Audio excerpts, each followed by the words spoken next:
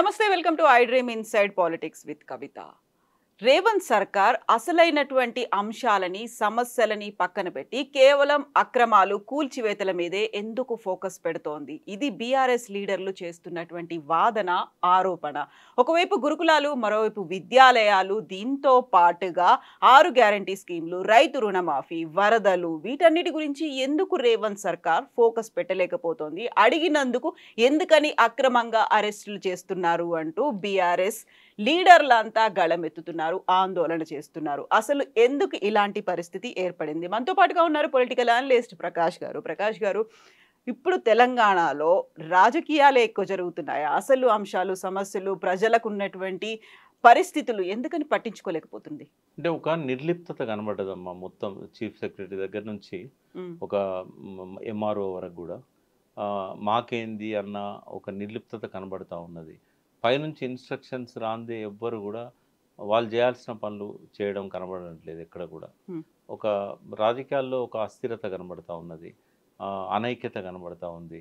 వాళ్ళు మంచి మెజారిటీ వచ్చినా కూడా ఇంకా టీఆర్ఎస్ నుంచి 10 మంది ఎమ్మెల్యేలు జాయిన్ అయిన తర్వాత కూడా ఒక అభద్రతాభావం కనబడతా ఉన్నది. ఎవరి జాగ్రత్త కోసం వాళ్ళు ఆలోచిస్తున్నారు తప్ప ప్రజల గురించి పట్టించుకోవట్లేదు. అడ్మినిస్ట్రేషన్ గురించి పూర్తిగా గాలికి వదిలేశారు. ఒక కంట్రోల్ అనేది లేకుండా పోయింది అడ్మినిస్ట్రేషన్ మీద.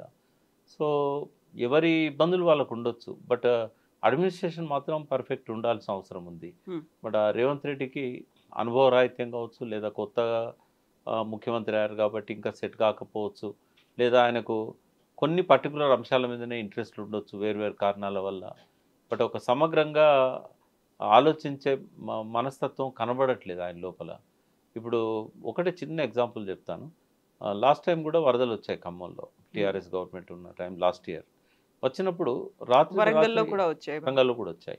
అలర్ట్ చేశారు, పబ్లిక్ని అలర్ట్ చేశారు, మైకులు పెట్టి ఎవాక్యుయేట్ చేశారు, రీహాబిలిటేషన్ ఏర్పాట్లు చేశారు, తరలించారు. అప్పుడు అంత ప్రమాదం రాకపోయినా కూడా, ఇంత వరదలో ఇంత స్థాయి వరద రాకపోయినా కూడా ముందే అలర్ట్ అయ్యి షిఫ్ట్ చేశారు. అంతకంటే ఎక్కువ ప్రమాద పరిస్థితి వచ్చినా కూడా అర్ధరాత్రి ఇళ్లలో నీళ్ళు వచ్చేదాకా తెలియని పరిస్థితి ఎందుకు వచ్చింది? మున్నేరు వాగు అక్కడేం పుట్టదు కదా, ఎక్కడి నుంచో వస్తుంది. ఇప్పుడు ఆకేరు వాగు వచ్చిన తర్వాత మున్నేరులో కలుస్తుంది. ఈ ఆకేరు వరంగల్, నల్గొండ బౌండరీస్లో పుడుతుంది. ఇది ఆడ ఆలేరు వాగు కానీ ఆకేరు వాగు కానీ ధర్మసారం చెరువు నుంచి ఆడ రిడ్జ్ ఉంటుంది కృష్ణాకు గోదావరికి. ఆ రిడ్జ్ దగ్గర నుంచి స్టార్ట్ అవుతుంది అది. ఇప్పుడు మనం ఆ రిడ్జ్ అంటే ఎక్కడ వస్తుంది కనీసం మనకంటే ఆలేరు నుంచి మొదలుపెట్టి భువనగిరి నుంచి అనుకోండి, కొంచెం భువనగిరి నుంచి మొదలుపెట్టి గణపురం దాకా, రఘునాథపల్లి గణపురం దాకా ఈ లెఫ్ట్ సైడ్ రిడ్జ్ ఉంటుంది. ఆ రిడ్జ్ నుంచి చిన్నగా ఒక్కొక్క వర్షపు చినుకాడ పడి వాగుళ్ళల్లో పడి, చిన్న చిన్న వాగుల నుంచి పెద్ద వాగుల్లో పడి ఈ ఆలేరు వాగు, ఆకేరు వాగు, ఈ బొమ్మల రామారం వాగు మూసీలకు వెళ్ళిపోతాయి.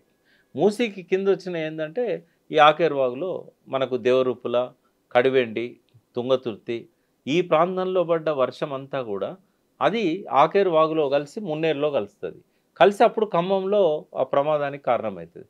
అంటే ఇప్పుడు కనీసము ఈ ఆకేరు వాగులో తెలంగాణ, నల్గొండ, వరంగల్ జిల్లాలో కురిసిన వర్షం ఏదైతుందో, ఇప్పుడు సూర్యాపేట జిల్లా కావచ్చు, జనగాం జిల్లా కావచ్చు, ఈ ప్రాంతంలో పడ్డ వర్షము ఖమ్మం పోవడానికి కనీసం ఒక రోజు పడుతుంది. మరి ఎందుకు అలర్ట్ కావట్లేదు? వాతావరణ శాఖ హెచ్చరికలు చేసినా కూడా కలెక్టర్స్ ఎందుకు ఆ డాటా తీసుకోవట్లేదు? ఎక్కడ ఎంత వర్షం పడ్డది, దీని ఎఫెక్ట్ ఎక్కడ ఉంటుంది, ఇవన్నీ ఆలోచించాలి కదా. ఆ వ్యవస్థ మొత్తం కుప్పకూలిపోయింది. లేకుంటే ఖమ్మంలో ఈ ప్రమాదాలు ఎంతమంది ఎందుకు చనిపోతారు? అసలు ఆస్తులు అంటే ధ్వంసం కావచ్చు, కానీ మనుషులు అంటే చచ్చిపోతారు. అంటే అలర్ట్ చేయడంలో ప్రభుత్వ వైఫల్యం ఉంది. అయితే ఇది ఒప్పుకోక ఇష్టం వచ్చినట్టుగా వ్యవహరిస్తున్నారు, అసహనానికి గురవుతున్నారు, ఏదనంటే తట్టుకోలేని పరిస్థితి ఉన్నది. First time Harish Rao office మీద దాడి చేశారు. ఎందుకంటే ఆయన అగ్రెసివ్గా మీడియాలో కనబడుతున్నాడు. ఇవాళ ఏదైనా ఇన్సిడెంట్ జరిగిందంటే అక్కడికి వెళ్ళిపోతున్నాడు. ఆయనను ఎట్లా ఆపాలి? దానికోసం ఆయన ఆఫీస్ మీద దాడి, ఆయన కారు మీద దాడి చేయాల్సిన అవసరం ఏంది? ఖమ్మంలో బాధితులకు సహాయం చేయడానికి పోయారు, కిట్స్ పంపిణీ చేయడానికి పోయారు. జగదీష్ రెడ్డి గారు ఉన్నారు, ఆయన ఉన్నాడు, సబితా ఇంద్రారెడ్డి ఉంది. ఇటువంటి వాళ్ళందరి మీద దాడి చేయాల్సిన అవసరం ఏంది? కాంగ్రెస్ డైరెక్ట్ వాళ్ళ కార్ల అద్దాలు వాళ్ళకు కొట్టారు. అంటే చాలా అసహనానికి గురవుతున్నారు. ఇదే వార్త పబ్లిష్ చేసినందుకు ఆయన సోషల్ మీడియాలో ఆయనకు సంబంధం లేకపోయినా కూడా ఆయనను బాధ్యుణ్ణి చేస్తూ కొనతం దిలీప్ను అరెస్ట్ చేశారు. ఎంత దారుణం అంటే, ఆయనను నిన్న ప్రవీణ్ కుమార్ గారు అడిగిపోయి మాజీ ఐపీఎస్, పక్కనే జగదీష్ రెడ్డి ఉన్నాడు. అసలు ఏ కారణంతోనే అరెస్ట్ చేశారు అంటే ఏదో జయనాథ్ అక్కడ ఏదో మహిళను అది చూపెడుతున్నారు.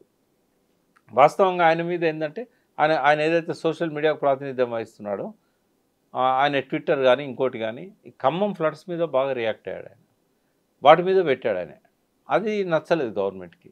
నచ్చక ఎందులో ఇరికేయాలని చెప్పేసి అక్కడిదేదో ఆయన ఫొటోస్ ఆయన నిర్వహిస్తున్న ఛానల్స్ అని చెప్పారు. వాస్తవంగా ఆయనకు ఆ ఛానల్ సంబంధం లేదంటున్నారు.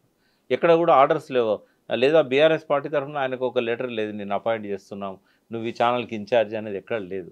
ఆ పేరు చెప్పుకొని తీసుకొచ్చి నా కేసు బిల్డ్ చేసి పంపితే రాత్రి ఆయనను జడ్జెస్ ముందు ప్రవేశపెట్టడానికని జడ్జెస్కి ఇన్ఫామ్ చేశారు. చేస్తే మీరు ఇంతకీ దే కేసు అది పంపేయండి అంటే వాళ్ళు పంపించి వాళ్ళు నవ్వుకొని ఏం కేసా ఇది తొక్కల కేసు, ఈ కేసులో నేను రిమాండ్ పంపాలన్నా ఈ కేసులో, తీసేసేయండి దాన్ని మార్చేసేయండి అని చెప్పేసి అది అంటే మార్చడానికి ఉండదు. ఎందుకంటే జడ్జి గారు నోటీస్ పోయిన తర్వాత మళ్ళీ ఎట్లా మారుస్తారు.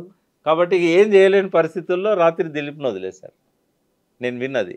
అవును, ఎందుకంటే ఆ కేసును బిల్డ్ చేయడంలో ఎందుకు అరెస్ట్ చేస్తున్నారు అనేటువంటి కారణాలు సహేతుకమైన కారణాలు లేవు, కేసు కూడా సరిగ్గా లేదు. అది ఆయన ఏదో తప్పు చేశాడు మత కల్లోలాలు అన్నాడు కదా, ఆ ఫోటోలు ఫ్లాష్ చేస్తే మత కల్లోల కిందికి వస్తుందా?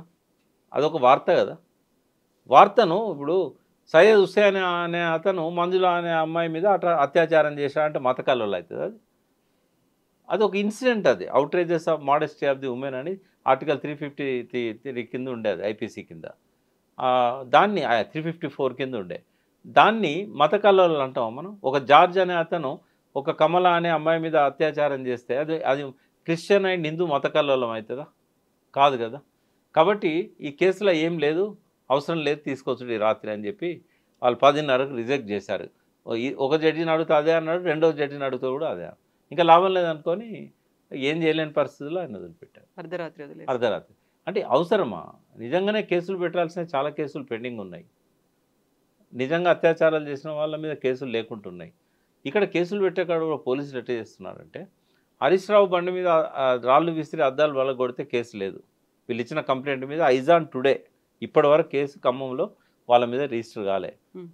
కానీ వీళ్ళ మీద కేసు బుక్ అయింది. ఏంటంటే వీళ్ళ కాలనీలో పోయి కాంగ్రెస్ వాళ్ళని రెచ్చగొట్టి వాళ్ళ మీద దాడి చేయడానికి పోయిందని చెప్పి వీళ్ళ మీద కేసు బుక్ చేశారు. ఇంత నగ్నంగా ఎక్స్పోజ్ అవుతాడా రేవంత్ రెడ్డి? అవసరమా? ఇంత ఘోరంగా పోలీసు వ్యవస్థను తమ చెప్పు చేతుల్లోకి తీసుకొని దుర్వినియోగం చేయాల్సినంత అవసరం ఉన్నదా? సో ఈయన కూడా ఒక ట్రాక్లో అందరిలాగానే పోతున్నాడు. మేము ఎక్స్పెక్ట్ చేసినాం ఒక యువకుడు మంచి ఉద్దేశాలతో ముఖ్యమంత్రి అయ్యాడు, ఎవరికి రాని ఒక అదృష్టం ఆయనకు వచ్చింది, సరిగ్గా పరిపాలిస్తాడని అనుకున్నాం. కానీ చాలా అధ్వాన్నంగా ఉన్నది ఈయన పరిపాలన. కనీసం ఇప్పటికైనా రియలైజ్ అయితే మంచిది. ముందు తనని తను సర్దుకోలేని పరిస్థితుల్లో ఈ అసహనానికి గురై ఇటువంటి తప్పులన్నీ చేస్తున్నాడని అనిపిస్తున్నది. ఒక మంచి థింక్ ట్యాంక్ని వెనకాల పెట్టుకున్నట్టయితే ఈ పొరపాటు జరగవు. ఆయన ఆ పని చేయట్లేదు. ఆయన మాట్లాడే మాటల్లో కూడా ఇప్పటికీ ఏ రకమైన మార్పు రాలేదు. ఇప్పుడు మావో అనే నాయకుడు గొప్ప నాయకుడు ప్రపంచంలో. మావో చైనాలో రెవల్యూషన్ తీసుకొచ్చాడు. దానికి ఒక 18 సంవత్సరాలు తిరుగులేని నాయకుడు ఉన్నాడు. ఆయనకి ఇంగ్లీష్ రాదు. ఆయన ఏ విదేశానికి పోలే, ఒక్కసారి జీవితకాలంలో రష్యాకు పోయొచ్చాడు. కానీ ఇవాళకి ప్రపంచం అంతా ఆయనను గొప్ప నాయకులలో ఒక్కనిగా గుర్తిస్తుంది. ఇంగ్లీష్ రానంత మాత్రాన ఇంగ్లీష్లో మాట్లాడే ప్రయత్నం ఎందుకు చేయాలి? అపఖ్యాతి ఎందుకు తెచ్చుకోవాలి? ఇంటెన్షన్స్ మంచిగా ఉన్నప్పుడు నీ మాతృభాషలో నువ్వు ఎక్స్ప్రెస్ చేయి. నేను మీ ద్వారా కూడా రేవంత్ రెడ్డి గారు చెప్తున్నా, తెచ్చిపెట్టుకున్న అరువు భాష మనకు అవసరం లేదు. అమ్మ భాషలో మాట్లాడు.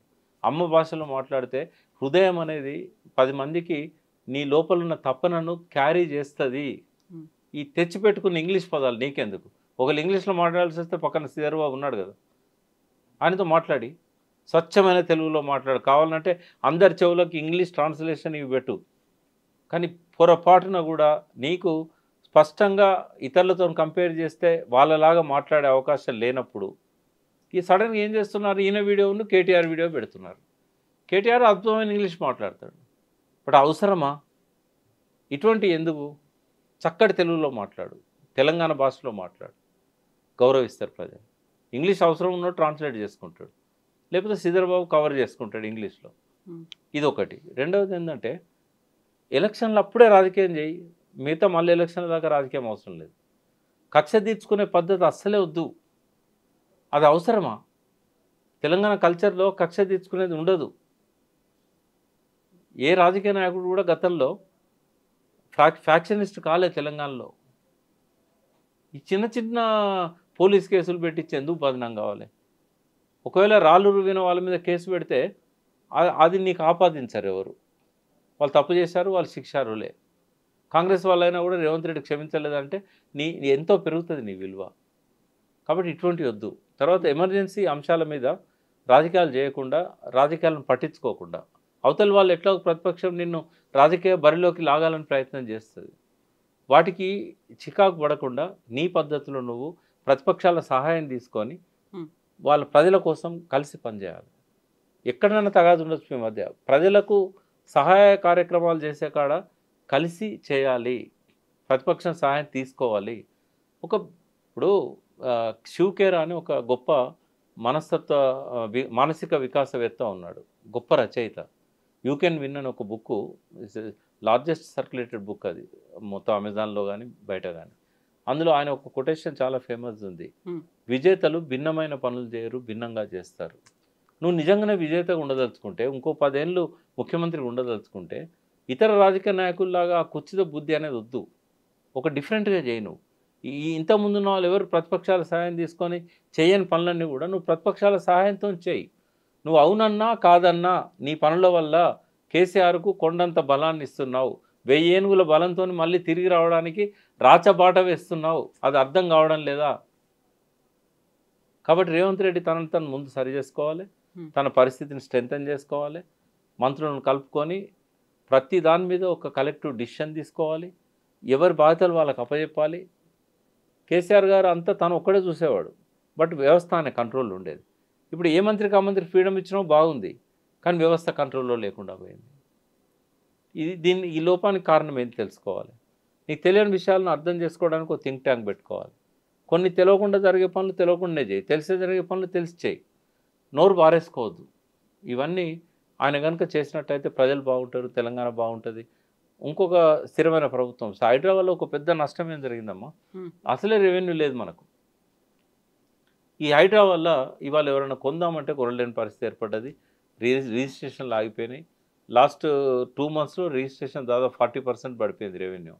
మీరు ఎంక్వైరీ చేయించండి. ఈ నెలలో అయితే 60-70% పడిపోతుంది.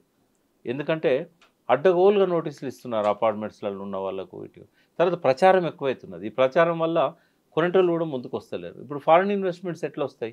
నిన్న ఏఐ ద్వారా నిన్న పెద్ద మెసేజ్ ఇచ్చినావు, మరి వాళ్ళు వచ్చి ఇక్కడ కొనాలంటే ఇటువంటి భయానక పరిస్థితుల్లో ఇంకోటి అసలే హైదరాబాద్ భూములన్నీ డిస్ప్యూటెడ్ భూములు, ముస్లింల భూములు, రికార్డులు లేవు సరిగా.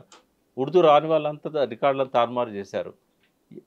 విలేజ్లు కొత్తగా సృష్టించారు. రాయదుర్గం అనేది బై నంబర్ వేసి మొత్తం భూములకు 2వ విలేజ్ 2 భార్యల పేరు మీద రాసుకున్నాడు అప్పటి పట్వారిని పని చేశారు, కానీ రికార్డ్స్ను సరి చేయలేదు. 100 రిజిస్ట్రేషన్లు అయినాయి. 66/1, 66/2, 66/3. ఈ సర్వే నెంబర్లు అన్నీ కూడా అది ఆయన 2 భార్యల పేరు మీద సృష్టించిన రికార్డు, గవర్నమెంట్ రికార్డును తారుమారు చేసి కొండ వెంకటరంగారెడ్డి గారు ఆయన పట్టుకొని పని చేసి సస్పెండ్ చేసి టర్మినేట్ కూడా చేశాడు. మరి టర్మినేట్ చేసే వరకు ఆయన దిగిపోయాడు. తర్వాత వచ్చిన గవర్నమెంట్ ఆయన తప్పులను ఆయన టర్మినేట్ చేశారు, కానీ తప్పులను దాన్ని చేయలేకపోయింది, రికార్డు సరి చేయలేకపోయారు. మొత్తం ఇప్పుడు ఒక గజము 2 లక్షలు. ఇవన్నీ డిస్ప్యూటెడ్ ల్యాండ్స్. ఎట్లా కొనాలి, ఎవరు కొనాలి? ముందు ఇవన్నీ పరిష్కరించిన తర్వాత ఈ హైడ్రా లాంటివి వస్తే అది వేరు. సడన్గా ఏం లేదు, అసలే రిజిస్ట్రేషన్లు పోయినాయి, అమరావతికి మొత్తం ఇన్వెస్టర్లు తరలిపోతున్నారు. ఈ సమయంలో ఈ హైడ్రాని తీసుకురావడం వల్ల గవర్నమెంట్ రెవెన్యూ అనేది నెలకు 1100-1200 యావరేజ్ కోట్లు, 1100-1200 కోట్ల యావరేజ్ రెవెన్యూ ఇవాళ అదేమైంది 600-700 కోట్లకు పడిపోయింది. అంటే ఇదే ప్రయాణం ఇంకా కొంత కొనసాగితే రేపు రిజిస్ట్రేషన్ ఆఫీసులన్నీ మూతపడే పరిస్థితి వస్తుంది.